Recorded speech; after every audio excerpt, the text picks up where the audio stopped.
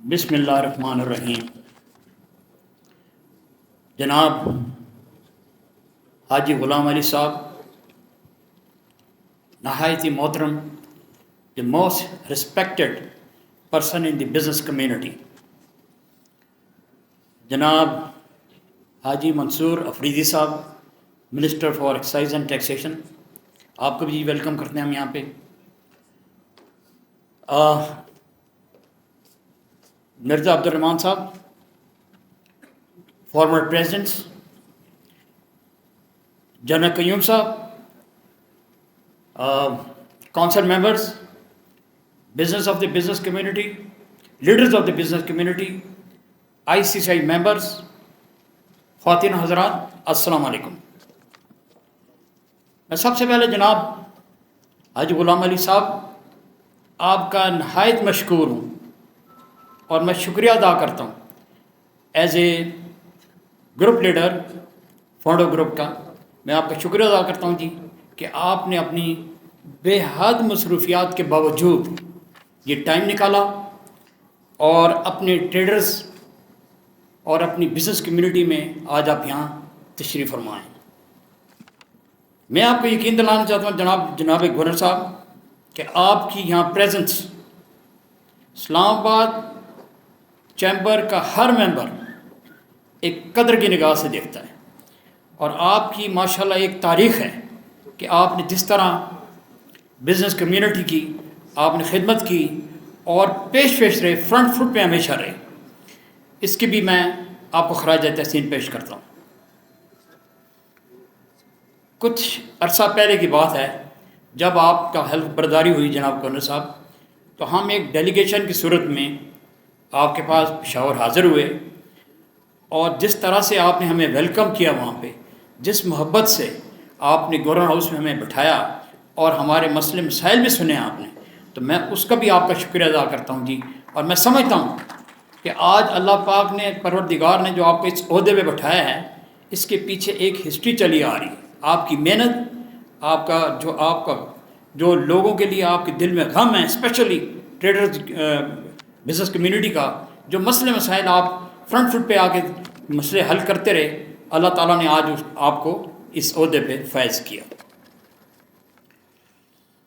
میں صرف یہاں کیونکہ بڑی تفصیل بات ہمارے پریزیڈنٹ صاحب نے کر دی اور میں ان کو دوبارہ ریپیٹ نہیں کرنا چاہوں گا، لیکن میں ایک بات ضرور کہوں گا، گورنر صاحب، جنرل قیوم صاحب یہاں بیٹھے ہوئے ہیں، کہ جب تک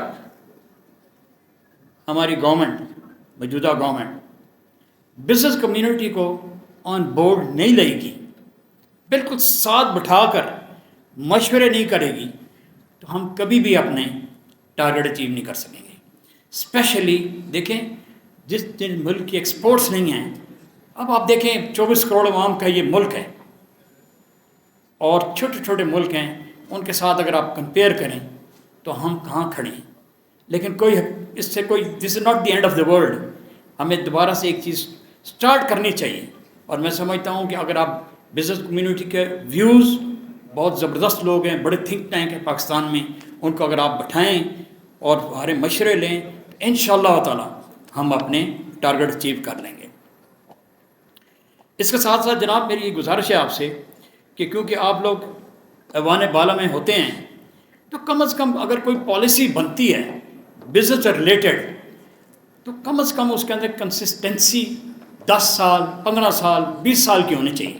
اب ہوتا کیا ہے، انفارچونیٹلی 5 سال کے بعد، 4 سال کے بعد کوئی پالیسی بنی ہوتی تو بالکل گراؤنڈ زیرو ہو جاتی ہے۔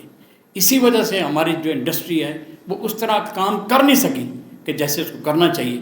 پوٹینشیل ہے، ہمارے پاس لوگ قابل ہیں، محنتی ہیں، لیکن رزلٹ نہیں نکل رہا۔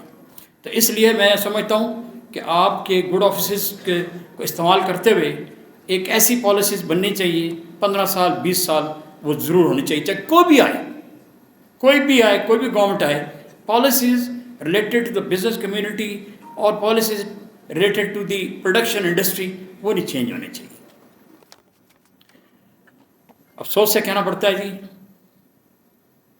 کہ ہم پاکستان ایک کنزیومر مارکیٹ بن کے رہ گئے اس وقت حال میں، جب کہ ہمارے پاس اللہ تعالیٰ کی دی ہوئی بہت نعمتیں ہیں، کس چیز کی کمی ہے؟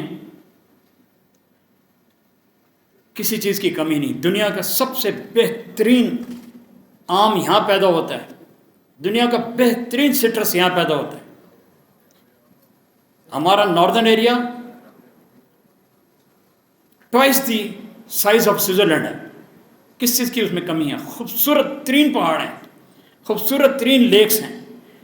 جس سے بات کریں تو وہ کہہ رہے جی میں سوئٹزرلینڈ جا رہا ہوں. جس کے بعد 2 پیسے ہیں وہ کہتے ہیں میں سوئٹزرلینڈ جا رہا ہوں.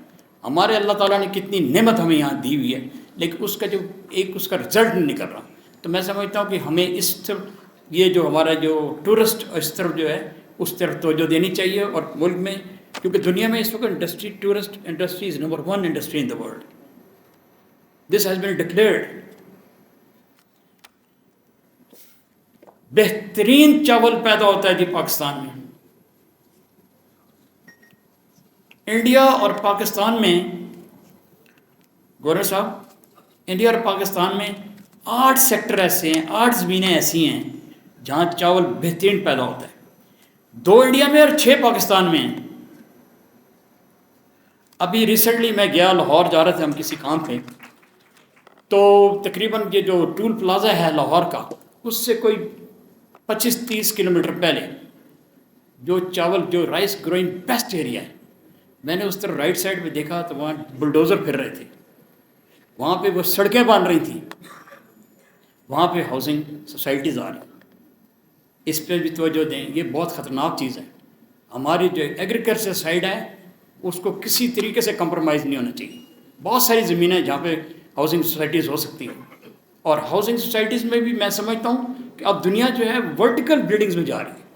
ورٹیکلز بلڈ 50-50 منزل کر رہے ہیں تاکہ زمین کا زیادہ ضائع نہ ہو. اللہ تعالیٰ نے ہمیں ایک بہت بڑی نعمت دی ہے کہ ہمارے لاکھوں لوگ, لاکھوں افراد اس وقت دنیا کے مختلف ملکوں میں ہیں, اور بہترین ریمیٹنسز وہاں سے آتی ہیں. اس کا بھی ہم سمجھتے ہیں کو صحیح طریقے سے یوٹیلیٹی نہیں ہو رہی. اکانومی کے بارے میں پریزیڈنٹ صاحب نے بات کر دی, میں اسے مزید نہیں بات کروں گا, لیکن میں یہ ضرور کہوں گا کہ جناب آج آپ ڈالر دیکھ لیں کہاں پہنچا ہوا ہے. ایل سیز کے لیے جو مسئلے بن گئے ہیں, آج آپ کچھ ریٹ پہ کر رہے ہیں, جب ایل سی میچور ہوتی ہے تو ریٹ کیا ہوتا ہے. یہ بھی ایک بڑی ہی ہمارے لیے ایک الارمنگ سچویشن ہے. اس پہ بھی غور کرنا چاہیے کہ کسی طریقے سے.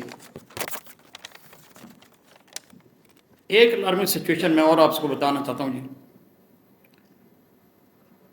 لاسٹ 10 months میں bank net loan to the private sector, جو پرائیویٹ سیکٹر جو بینک لون ہوئے ہیں وہ ڈکلائن ہوئے جی 90%, indicating sharp economic slow down. یہ بڑی الارمنگ سچویشن ہے جی کہ بینک سے جو قرضے جاتے ہیں مختلف انڈسٹریز کو, اس کے اندر شارپ قسم کا ڈکلائن آیا, 90% ڈکلائن آیا. یہ ویری ویری الارمنگ سچویشن. اگر ہماری جیب میں پیسے نہیں ہوں گے ہم سے کوئی بات نہیں کرے گا. اور یہی بات ہے آج کل اکانومی, وہ جنگ عظیم نہیں ہوگی, نیوکلیر وار نہیں ہوگی, اٹس اکنامک وار ہے. جس کی بھی اکانومی ہوگی مضبوط وہی سامنے آئے گا. ابھی آپ دیکھیں G7 کے سمٹ ہوا, اس کے دوسرا سیکشن تھا, اس میں مودی صاحب بیٹھے ہوئے تھے, ہمارے مودی صاحب وہاں بیٹھے ہوئے تھے. Because India is becoming stronger day by day. ساری انہوں نے اپنے فوکس کیے وہ انڈسٹری کی طرف. سیکنڈ ورلڈ وار ہوئی, پورا یورپ گراؤنڈ زیرو ہو گیا, پورا یورپ گراؤنڈ زیرو ہو گیا. تو جب وار اوور ہوئی تو سب سے پہلے انہوں نے اپنی انڈسٹری کی طرف دیکھا, سب سے پہلے انہوں نے اپنی انڈسٹری کو الیکٹریسٹی دی, سب سے پہلے انہوں نے گیس اپنی انڈسٹری کو دی. اور یہی وجہ ہے کہ دیکھیں ان کی اکانومی کہاں سے کہاں آ گئی. تو ہمیں اس طرف ضرور جانا چاہیے, کنزیومر مارکیٹ سے نکلنا چاہیے. مارک اپ بہت ہائی جا رہا ہے جناب, اس پہ بھی تھوڑا بہت میں سمجھتا ہوں کہ اگر آپ جو اب بجٹ آ رہا ہے اس میں اگر آپ کنسرنڈ اتھارٹیز کو کہیں کہ چیمبرز کی میٹنگ کریں تاکہ ہم ان کو بتا سکیں یہ ہائی مارک اپ سے کیا کیا نیگیٹو اثرات آ رہے ہیں. ہائی انفلیشن ہے, پھر سب سے بڑی بات ہے law and order situation is also worst, بڑی خطرناک اعلان. دیکھیں اسلام آباد ایک ایسا شہر تھا کہ جہاں میں سمجھتا ہوں کہ ہم لوگ کہتے تھے کہ ایسا سیکیورڈ ایریا ہے کہ یہاں پہ کوئی ایسا لا اینڈ آرڈر سچویشن نہیں ہے. لیکن حقیقت یہ بتاؤں میں آپ کو کہ اس وقت ہمارے چند ایریاز ایسے ہیں F11 F10 G11 G10 G13 ایسے ایسے کرائمز ہو رہے ہیں کہ آپ حیران ہو جائیں سن کے. اس کی طرف بھی توجہ دینا بہت ضروری ہے. جیسے ہم آپ کے پاس حاضر ہوئے تھے گورنر صاحب آپ کے پاس آپ کے جب تو آپ سے ہم نے اس وقت بھی ریکویسٹ کی تھی اور ابھی بھی ہمارے پریزیڈنٹ صاحب نے بھی آپ سے ریکویسٹ کی ہے انڈسٹریل اسٹیٹ کے لیے کہ ہمیں یہاں پہ آپ جو I9 I10 اور industrial triangle Kota industrial triangle جو ہے وہ سچویشن پوائنٹ پہ آ چکا ہے. اب وہاں پہ انڈسٹری لگ نہیں سکتی. ایک تو چھوٹا چھوٹا پلاٹ جو ہے 100x300 کا پلاٹ جو ہے تقریباً 6 کنال بنتا ہے 50 کروڑ کا ہے. اب جس نے 50 کروڑ کا وہ پلاٹ لینا ہے اس نے انڈسٹری کیا لگانی ہے. تو سخت اشد ضرورت ہے اس وقت ہمیں انڈسٹریل اسٹیٹ بنانے کی. ہمارے لوگ یہاں پہ بیٹھے ہوئے ہیں جو انٹرسٹڈ ہیں ان ایڈوانس پیمنٹ کرنے کے لیے کہ ہمیں اب ملے تاکہ اس میں انڈسٹری لگائی جا سکے. اس کے ساتھ ہی میں آپ کا دوبارہ شکریہ ادا کرتا ہوں گورنر صاحب. اور میں یہ چاہوں گا کہ یہ 2-3 باتیں جو میں نے کی ہیں اسپیشلی اکانومی کے بارے میں، اسپیشلی جو یہ ڈالر کا ہے اور ایکسپورٹس کا جو معاملات ہیں اس پہ ہم آپ سے سننا چاہیں گے. اور ایک دفعہ دوبارہ سے آپ کا بہت بہت شکریہ. جناب قیوم صاحب آپ کا شکریہ. جناب منسٹر صاحب آپ کا شکریہ. بہت مہربانی.